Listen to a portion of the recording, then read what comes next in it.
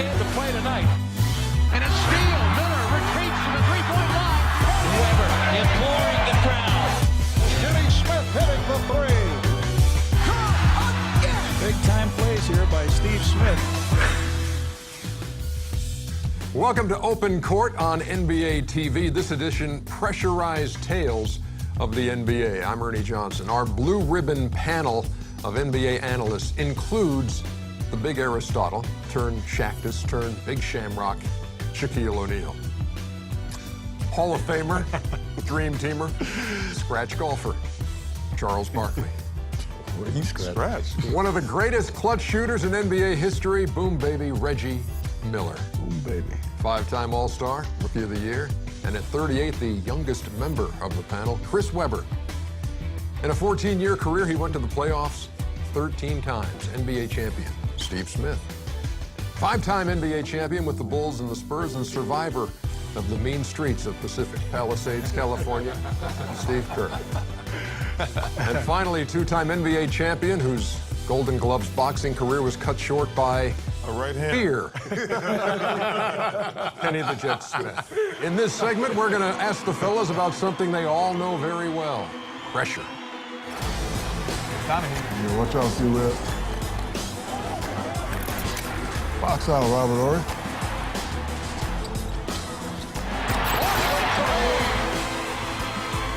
Smith makes his move. Leans in. Let's go.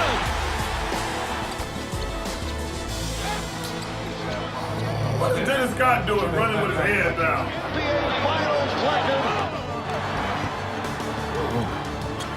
Be ready. Be ready. Shot. And he hits it. It's a three-pointer. Reggie Miller. The best shooter ever played a game ever in history. Bryant. To shot. That right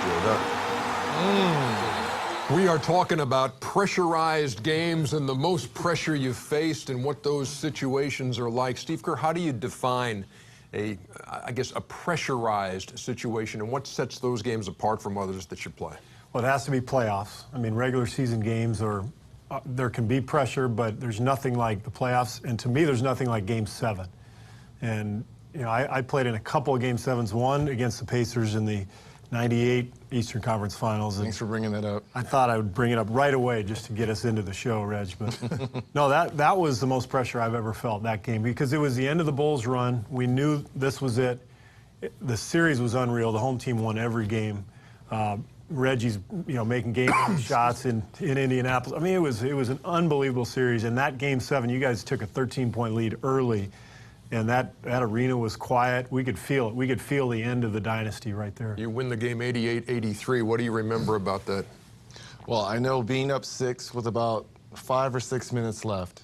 There's a jump ball on the Bulls' side of the court. It's between Rick Smits and Scottie Pippen. So we're assuming if we can get the tip, possibly go down and score, go up by 8. Not that you're going to win the game, but that gives you a little bit of breathing room against a Michael Jordan and Scottie Pippen. Well, Scottie Pippen wins the tip. Steve's in the game. The ball goes straight to him. He knocks down a 3, cuts it to 3, and it almost was like we excelled. We knew then that it was over. But if we could have gone up by 8, not to say that we would have won, but it would have been a little bit of cushion and breathing room.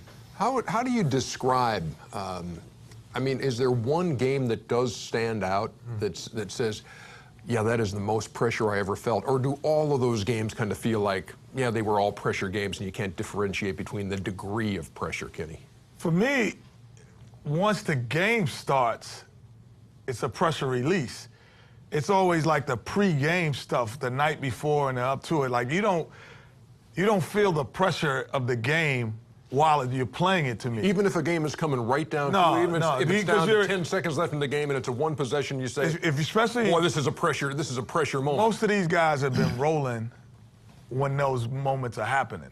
So they're looking forward to getting the basketball or getting it in that moment, and you don't really feel the pressure. Only before the game you get headaches, you can't sleep the night before, you're antsy, you can't keep any food down, you're not hungry. And then when the game starts, it's like a release, and you're like finally here. But the most fun game like that for me, actually we lost. It was Game 7 against Seattle, where that was the one game where for a whole half, every shot meant you go up one or down one for a whole half, and including an overtime.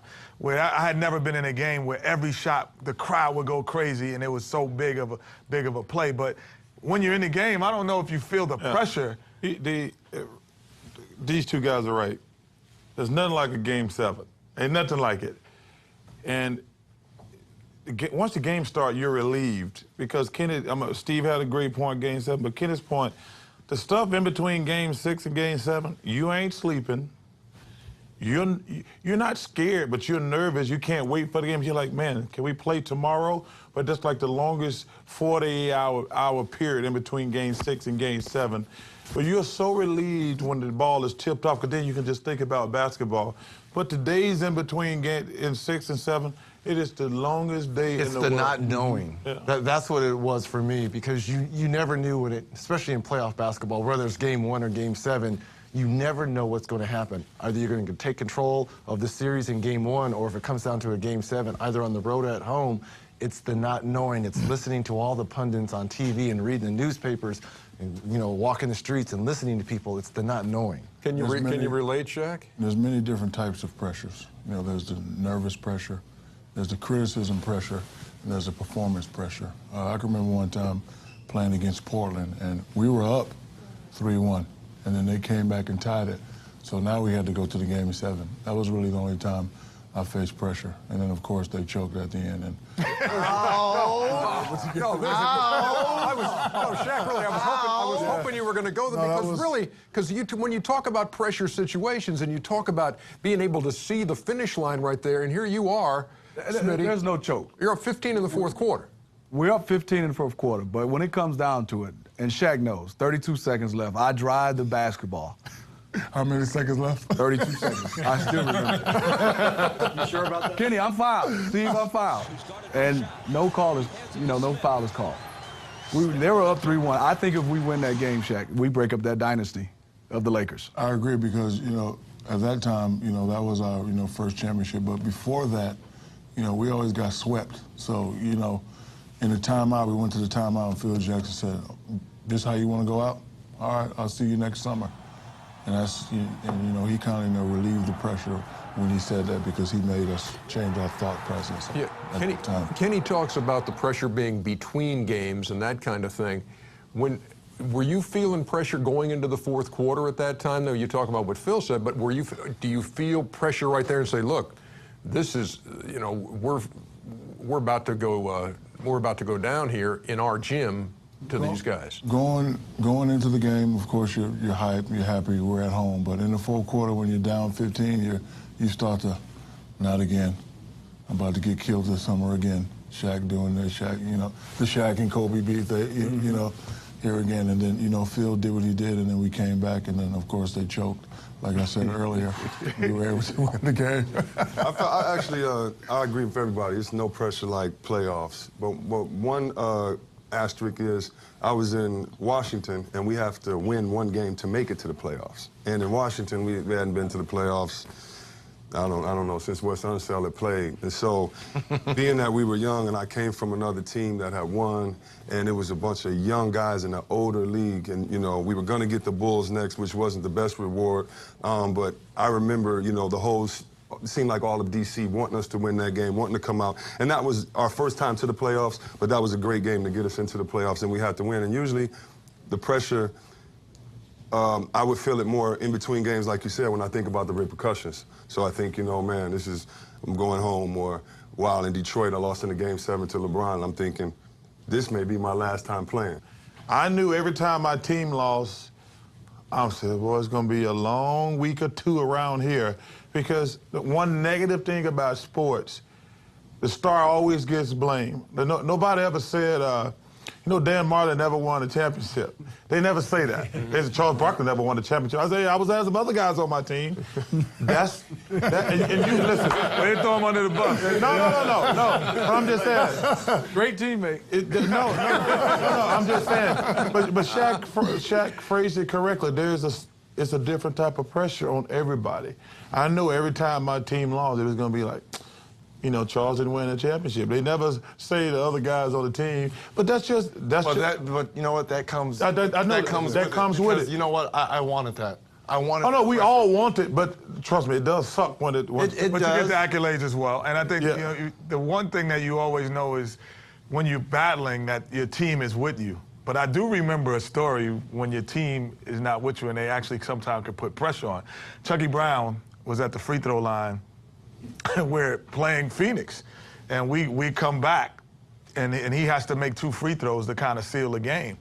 And Clyde Drexler comes up to Chucky Brown, and he comes to the free throw line.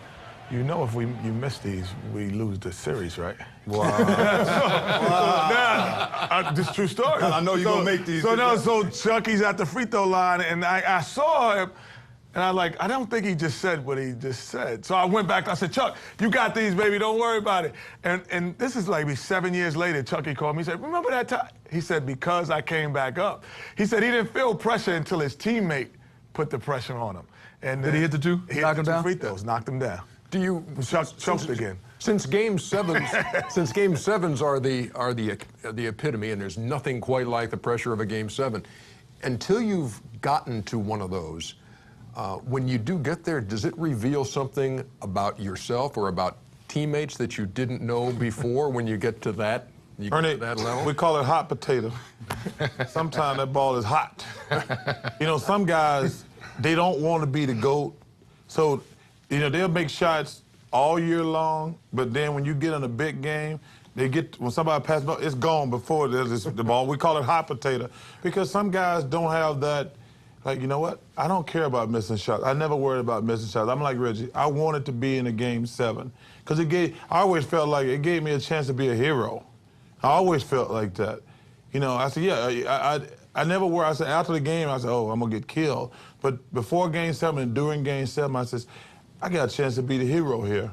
Yeah, I think it reveals teammates and players, and it shows too if you've been faking all year. Like the rah-rah guys, the practice guys. Let's run an extra. Let's do this.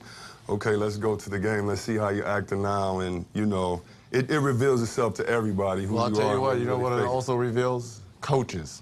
That's true. Because in huddles, a lot of times. You see that here? You ever see I that saw here? that. I saw that. You see played the even right down here.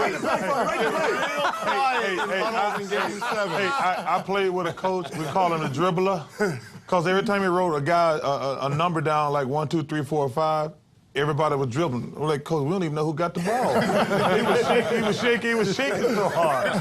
Or they get in that timeout and say nothing. And the whole time. We ain't got to play yet. It's Open Court on NBA TV, and it continues right after this. But I asked Steve one time, I said, yo, man, you cannot not get technicals, man. Like, we were at Chapel Hill playing and something. I'm like, what? You cannot. He's like, yo, Kenny, if I don't say nothing, my head will explode. I said, well, we don't want your head to explode. You got that.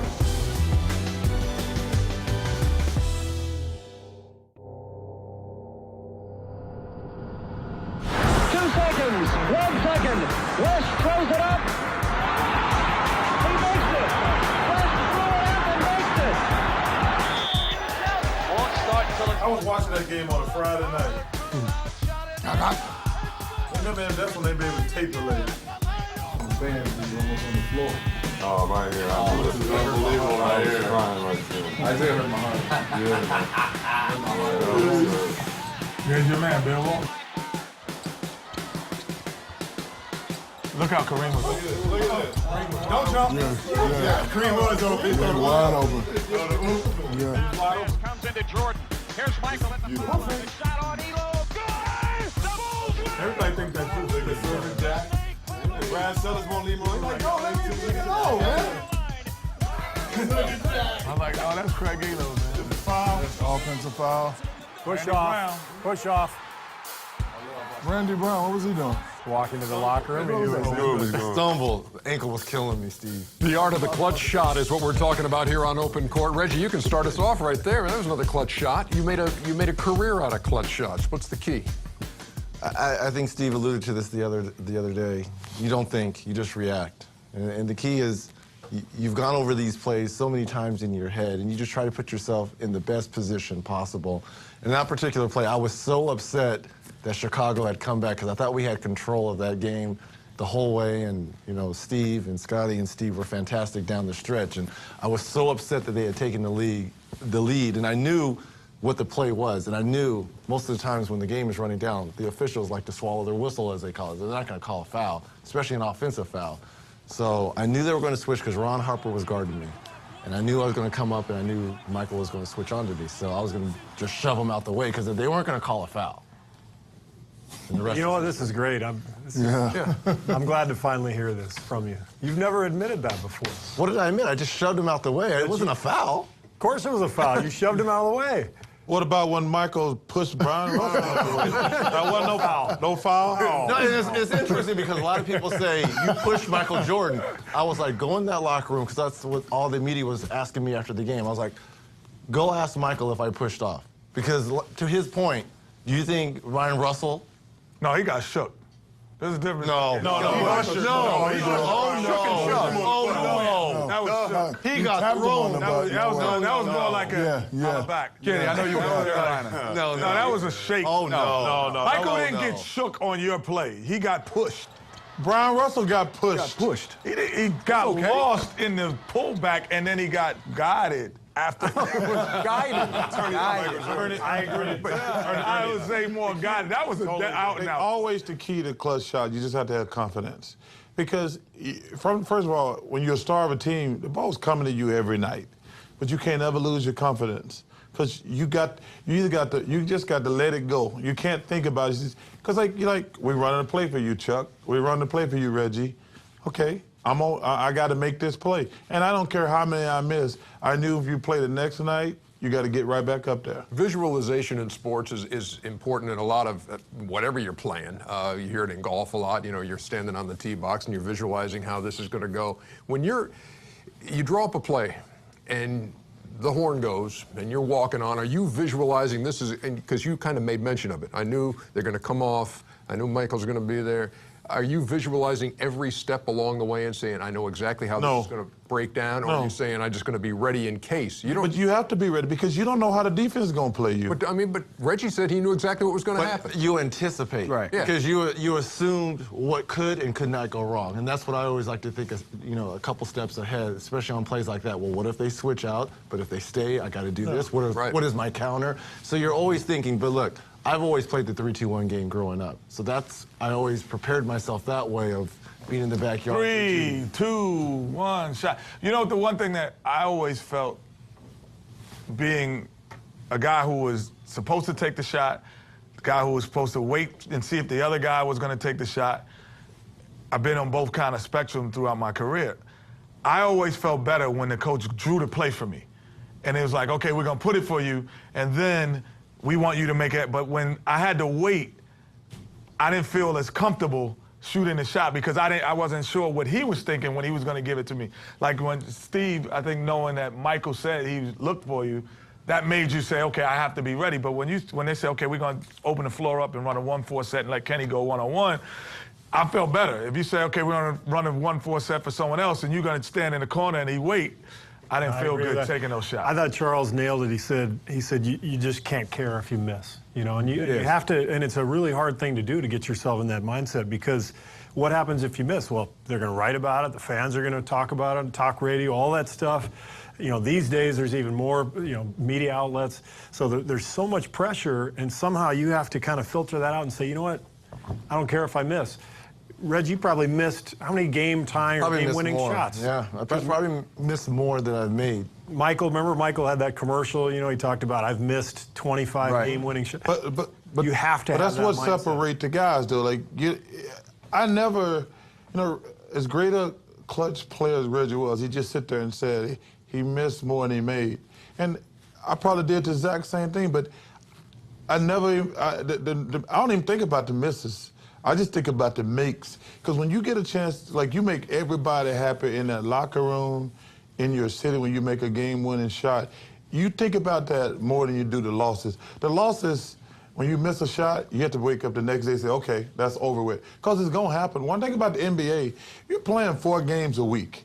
And if you're a great player or a very good player, the coach going to give you the ball most of the time. And I think also to add, Reggie, the elements of before you get the basketball, like Reggie knowing, I think for me it was always which teammate was making the pass, which teammate was making the pick. For me, Grant Long, I knew the guy was going to have a pick. There's some guys you know that was going to not really set the pick, so I know I had to slow up. I think it's so much in taking that last shot. I think most great players, when they catch it, they're fine. I think everything is thinking about before you get to that shot. I know for me it was, how am I come off the screen? Am I going to run fast? Is this guy stronger than me?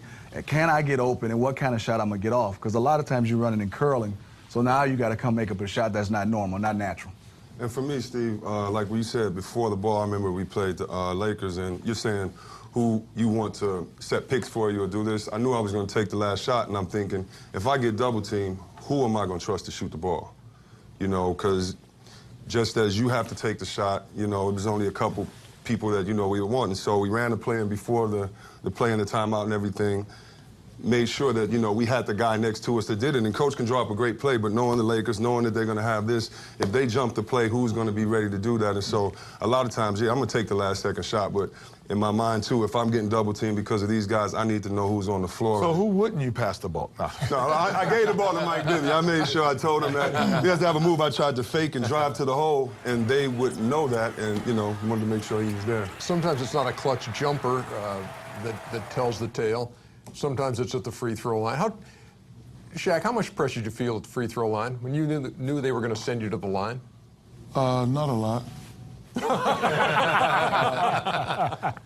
First off, I would like to say that I've never been a clutch shooter in the league, but on Xbox, I'm deadly.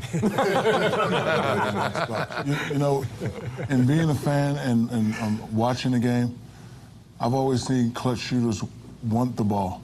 I can remember an instance where Charles was playing the Spurs, and I don't know what play they called up, but I could see Charles get the ball and look up at the clock, and you could tell that he wanted it.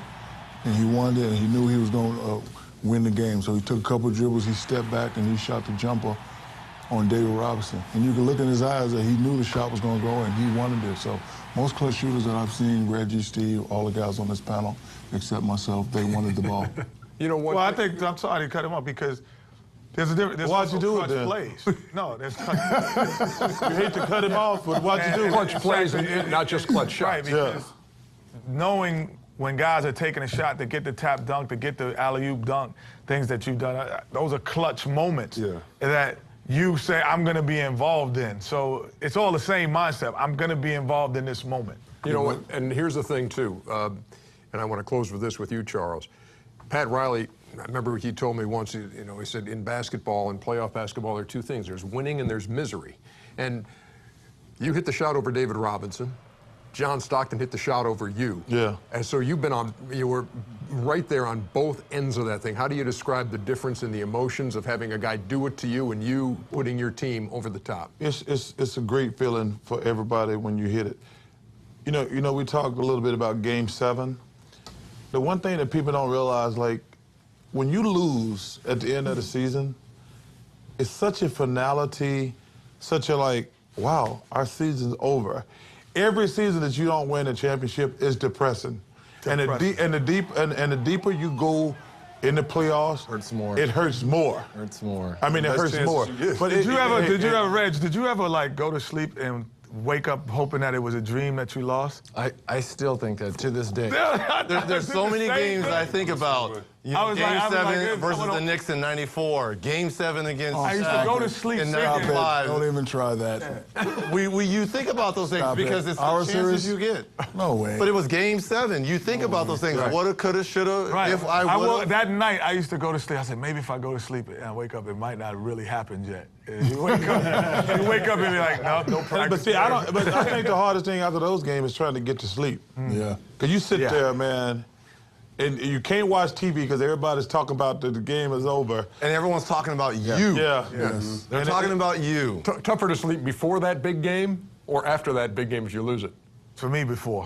All right, always. Before. All right. Much more to come. It's Open Court. It's NBA TV. And I tell people, I said, Reginald's the best shooter I ever seen. Because when me and Reggie played on the Dream Team together, when Reggie got locked out the hotel. So I gotta tell y'all, I gotta tell you this story.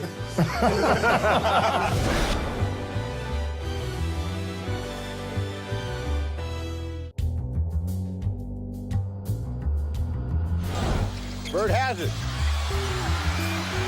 I got Can you believe that? Yeah, What a game. One of the best highlights ever. see? No, yeah, see? We didn't push. That's not a push. Albert King. Barkley for three. Oh! Like you said. Yeah, like you said. You go off the glass, it don't count. What was that, hot play right there? Here comes the bow. Here comes the bow. Sam Both Mitchell. sides? Like the movie TIE Fighter? You ready, Steve? You ready, Steve? So if it comes right down to it, who do you want taking the last shot? If you can just draw it up right now and you say, okay, I got one guy who can take the last shot for my team, that guy is going to be... It's between Craig Elo and Michael Jordan. I'm gonna go with MJ, I think. What makes him the guy, or what makes anybody the guy you want with the ball in his hands in the last couple of seconds? The mentality that we've talked about of, wanting the ball and not caring if you miss and all that. But I think for the very last second shot, you really have to get the ball to a guy who can create a shot out of nothing, I think, because the coach can draw up the greatest play ever, but defenses are good, defenders are great athletes. A lot of times that shot isn't there, and that's why if you have a guy like Michael who can create space, or Bird who can give you that little shove and then shoot from behind his ear, and I mean those guys are the ones who can do it under duress, and that's the key. Sometimes it's not the guy, the Michael Jordan that gets to take that shot. Sometimes it's a guy who, like Derek Fisher, when they're in San Antonio, and Derek Fisher hits that shot, Shaq. Take me back to that night.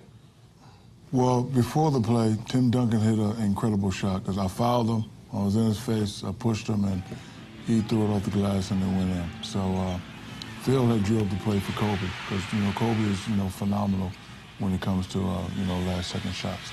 But like he said, the defense knew Kobe was getting the ball, so they doubled off Fish. We threw it to Fish, .04. He threw it up and it went in. And before the ref could say something, I grabbed everybody. I was like, let's go, let's go. But I would have to go with Jerry West, Mr. Clutch, because he was a great shooter. He always wanted that pressure, and from all the highlights I've seen, he's hit more than he's missed. I'm a little biased, but I'm gonna go with Reggie Miller for the simple reason. Think about this. You go back and look at my era. Michael was the greatest player. Everybody knows that. But I think it's fair to say, we look at all these highlights. I think there's more Reggie Miller highlights than any other player. I mean, clearly, there's been plenty of great players, don't get me wrong. But if you go back and look when you've seen highlights, the guys made incredible shots down the stretch. You're like, wow. Reggie Miller is at the top of most lists. I mean, going back, that years when they were playing the Knicks every year, scoring 24 points in a quarter, 8 points in a couple seconds. You're like, come on, man, you're kidding me. I mean, those some of the greatest highlights. So, and I tell people, I said, Reggie Miller's the best shooter I've ever seen. Because when me and Reggie played on the Dream Team together, when Reggie got locked out the hotel. So I gotta tell y'all, I gotta tell you this story. Charles kind of fits seamlessly right now. This is a great story. So they were giving us a hard time about staying at the Dream Team. They're not even part of the Olympic movement. They're staying at a 4-star hotel. Reggie pipes up in the news conference, trust me, it's not a 4-star hotel. So we go play a game that night. We get back to the room. The hotel has glued his door. He can't get in his room. It was hilarious. Somebody at the hotel that got pissed, they had filled his keyhole up with glue. He couldn't get his room for like 3 hours. It was great. Where'd you sleep that night, Reg? So if he's going to pick you as the guy to take the last second shot, and even today, when you see guys, when you see end of game scenarios picked apart, maybe it's a LeBron James, and LeBron will take the shot, or LeBron will dish to somebody. Say, well, how can, if you're the star, you've got to take that last shot. How many times do you think you passed up the last shot because somebody was open? Maybe only a couple times, because I want the success. It's 50-50, and that's how I always broke it down in my head. Either you're going to be the hero or the GOAT, one of the two. So a lot of times, even if it was a tough shot, I was going to take the shot. So you feel it's your obligation as I really do, as the guy on that team, as the captain, as the leader, as the guy that's walking through the brick wall first. Yeah, I think it's your obligation to take the shot. What's crazy in my era, I've got a chance to play Michael, who knocked down the shots. All the guys we're talking about, then Kobe, and then Reggie. These are all the two guards. So those are the three guys that I would pick, because these are all the three guys that I got a chance to play with, that I knew wanted it and had a history of making these shots. And it's just unbelievable at that position how many guys would get the basketball, the two-guard position, want the basketball, and also could get a shot off in all different type of styles. Obviously, Reggie didn't handle like a Kobe and Michael, but his movement without the basketball, those three guys, I put those three guys, right 1, 2, and 3 of getting that last shot. Guys I play with, I would have to put 2, and I trust you more from your practice effort too. So if you're a guy that can shoot and you work, and I know your work ethic and you want it, and Chris Mullin was the first guy that ever took me to an NBA workout, and I didn't understand it. He shot in the morning, he worked out, and then we practiced, and then he shot, and then we got in the hot tub, and that guy, he practiced enough where I would give him the ball blindly. And then, Mike, those two guys, and playing with them, I played with a lot of great shooters, but I got to practice with them, and we would play 3-2-1 games, and we would do, we had a connection, and I trusted their work ethic. Just like you say, Reggie, you always hear, I think you said it last year when we were talking about, all the great shooters, and you were like, listen, to be a great shooter, you have to practice. You have to shoot. And so those guys I've seen shoot 1,000 shots, definitely would get them the ball first. I would put Reggie out there, and, I think Michael kind of goes in a different class, even when you talk these kind of talks, like who would be the guy, because we know that he's pretty much the greatest of our time. But there's a bunch of guys that would fit in that category that they don't get talked about all the time. Nick Van Exel was one of those guys who took big shots down the stretch and was consistently, when he was from Dallas to the Lakers, always would take big shots.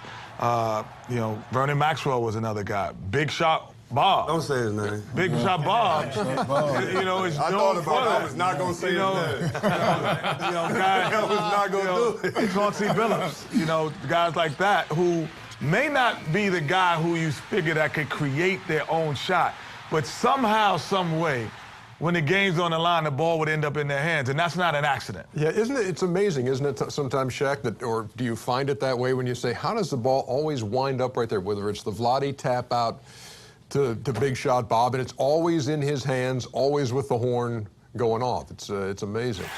Rebound, O'Neal, coming up short. Ori for the win. If it wasn't for Big Shot Bob, I probably would only have 2. He had some incredible shots. Another guy you forgot to put on that list, Glenn Rice. Glenn Rice? Yeah. Glenn Rice. So, the main thing is you have to want the ball, and you just have to let it go. I mean, I've never been a shooter, but like I said earlier on Xbox, I'm an animal. We probably didn't mention Larry Bird enough either. I know his name was brought up a couple times, but I mean, in his prime, and we saw one of the highlights against the Hawks. I mean, that guy was ridiculous at the end of games. You know what? I thought we were talking about guys we played with. Of course, it's Jordan Bird and this guy. Yeah. I just had to make sure I got that straight. I was on the But I'm telling you what, you're talking about current players in today's game. I like Carmelo Anthony with his hands on the ball. I like Dwayne Wade. I think he's an unbelievable finisher in today's game. Can you be a good clutch shooter without being a good free throw shooter? Meaning, does that guy think of the end 3, 2, 1? Because you could hit a guy with a pump fake and just say, okay, I'm going to line and get 3 free throws. So that defender had to check you they couldn't go for your pump fakes. Do Well, you how think you could be- bad are they? A 60-70% free throw shooter? I don't think you can, Tris. Yeah, I think I mean, because like, yeah. you You gotta be can't able to be invite- you can't be fearful to go to the line Correct. Right. and making those moves, because a lot of those times the move isn't the shot and it is the foul, and you have to go through and it never gets to be a clutch shot, and you have to go down and knock down those free throws. But of course, the easiest way to remedy all that is just to be awesome on the Xbox. We will come back. We'll have much more on Open Court on NBA TV. You said something funny to me, and it's before the game, and we at the circle, and I laugh, and I'm like, hold on. Yeah. Hold on, ain't nothing funny right now. And I was like, ding, ding, ding, got him. Rolled him in.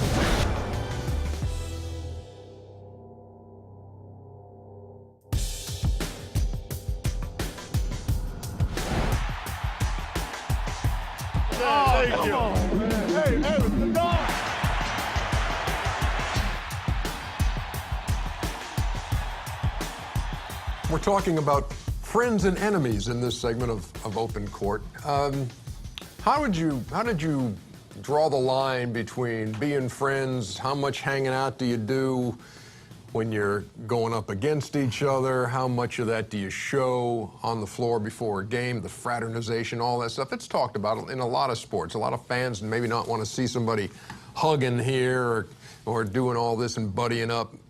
Was that difficult to get around, Charles? No, because first of all, you have to understand, Ernie, all the guys around your age, you played against them your entire life, so y'all are friends. I mean, you know, me and Michael, Karl Malone, all those guys from college to every year in the pro, like you see guys all the time, but when you play against each other, you want to kick each other butts so you can have bragging rights. I mean, listen, we gonna be friends. I think when I didn't really know anybody else on another team, like really know them.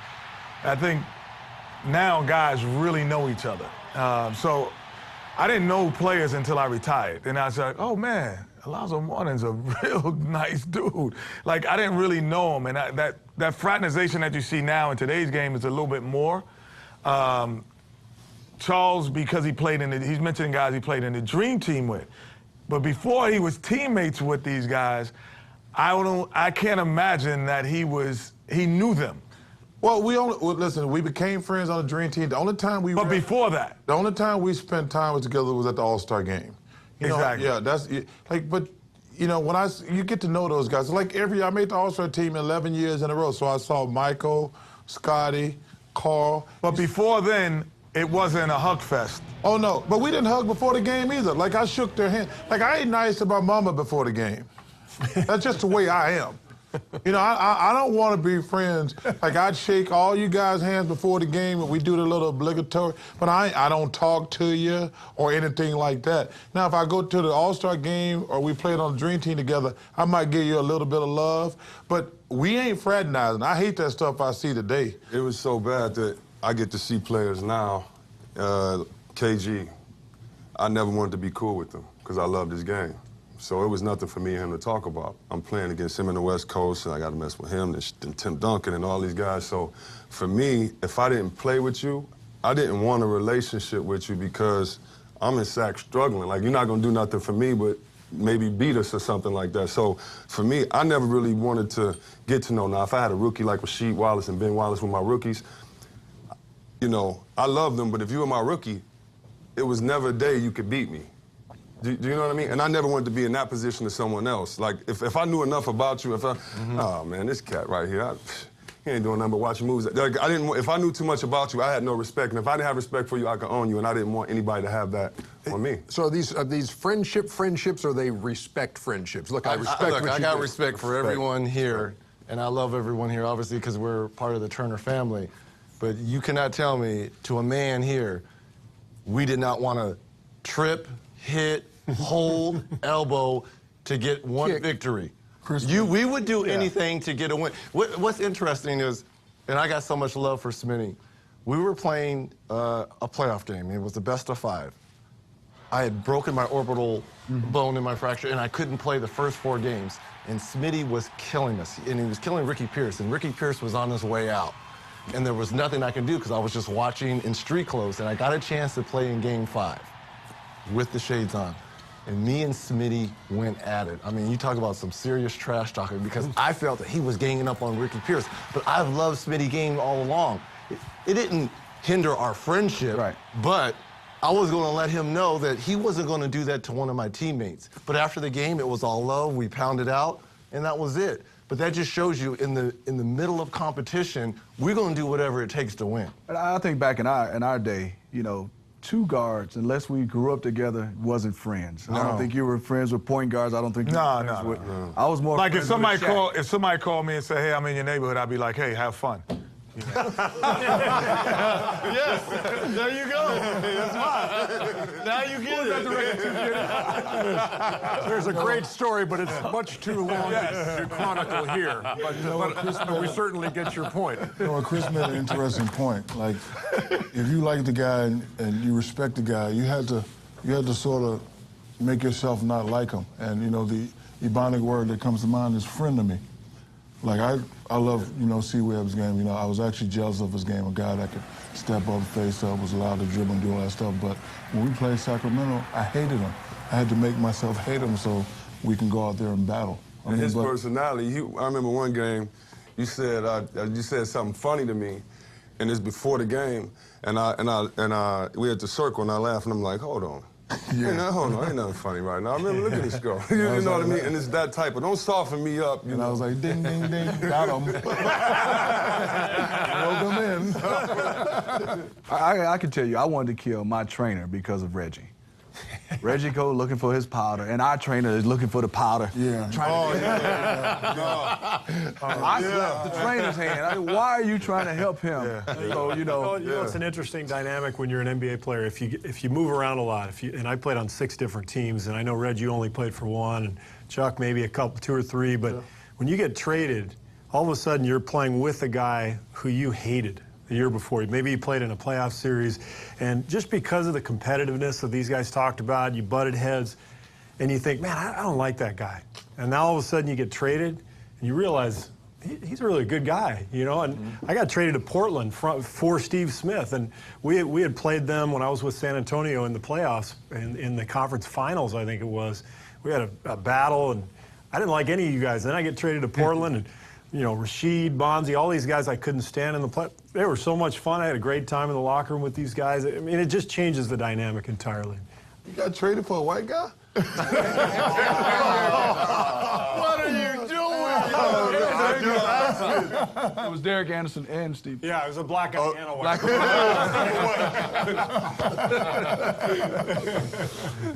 Go ahead. It's Red Jawan, and we get Rasheed, and we all 3 are playing together, and they let Rasheed in the game. And Rasheed, you know how you have practices, scrimmages? He was getting technicals in our scrimmages. He got kicked out of our practice because he was going at the refs.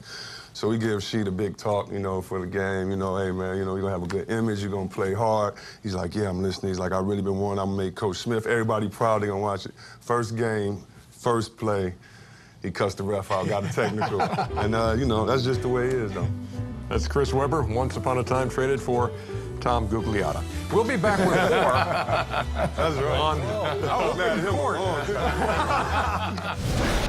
I can give you the theme music if you like. Give me some drums, Reggie.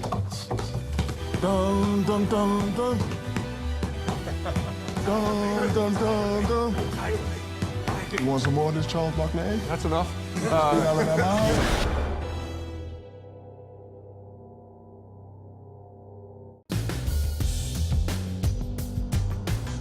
Have we all on this panel won state championships in high school? I mean, Nope. You? Yes. You? I lost in the state I didn't play because I got. You lost, you didn't play. Yes or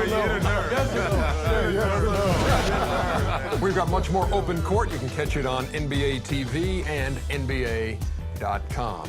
All right, I want to know, it doesn't have to be an NBA team. In fact, I'd prefer that it not be an NBA team because you don't root for NBA teams as NBA analysts. Who's your favorite team to root for outside of the NBA? This can be baseball, this can be football, this can be hockey. Who's your biggest fan of the? I already know. Sue! You know who Sue is? no. And Dominican? And Thank you. Dominican. You're Detroit Lions. the smartest football fan in here. Which one is that? Detroit Lions. Matt we're gonna win Stafford. Yeah. University of Georgia. Yeah, Megatron? definitely. We're going to win the Super Bowl this year. You heard it. here Megatron? first. Yeah, Megatron. I'm with Megatron's him. a I beast. echo that. It's been a difficult time being a Detroit Lions One fan. playoff game since '54 we won. Hey, first of all, y'all ain't in the playoffs. That's why nobody heard Y'all of- ain't in the playoffs yet. Barry Sanders. What? Y'all ain't heard of that. Who's your team? Auburn, Philly? Alabama. The Dream Team? That's your team. No. right? You know what? That's your team, right? I got to tell you my favorite. gonna jump all here over- we go. he gonna jump all here we over go. the place. No, growing up in Alabama, we don't have any professional team. My grandfather loves the Atlanta Braves. My grandfather he was one of the great people in my life. If I went down his house 1,000 times, he had the Atlanta Braves on. Remember, they were America's team. They were on TBS, the Superstation. We buried him in his hat, his Braves hat. He had the worst looking Atlanta Braves hat. He wore it every single day. Would not miss a Braves game. And it was unbelievable. Knew everything. They knew every player on the Braves because he adopted them because we don't have any pro teams. How about you, Smitty? I'm going outside of pro. I'm going my high school, Detroit Persian, and Michigan State. We're about to play. Homer. Yeah, for sure. Okay. That's me. That's what being a fan is all about. Which team in New York is your favorite? Yeah. I mean, it's like every Please bring that to us. I'm St. just John's, saying. John Law College. I mean, with outside of everyone knows the alma mater. That's not even fair. Where'd you go? University of North Carolina. But I mean, the alma mater, knowing that most of us are going to have an affinity to that. Detroit Lions, I don't understand that. But I would say, That's all right. but I would say my favorite team to watch would probably be the Yankees. And the Mets. And the Said Mets. that earlier. Look, and the Mets. And the Mets. Yeah. Who's your favorite team, Steve? My favorite Shaq, go team, ahead. I'm going to have to go with the alma mater, LSU. I'm going to win a national championship. All right. Nothing to talk about. I can give you the theme music if you like. Give me some drums, Reggie. Dun, dun, dun, dun. Dun, dun, dun, dun.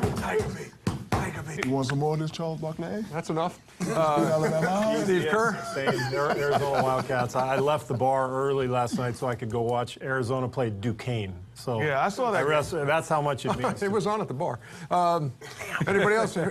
Huge baseball fan, as you guys know. LA Angels of Anaheim, but I've known them as the California Angels.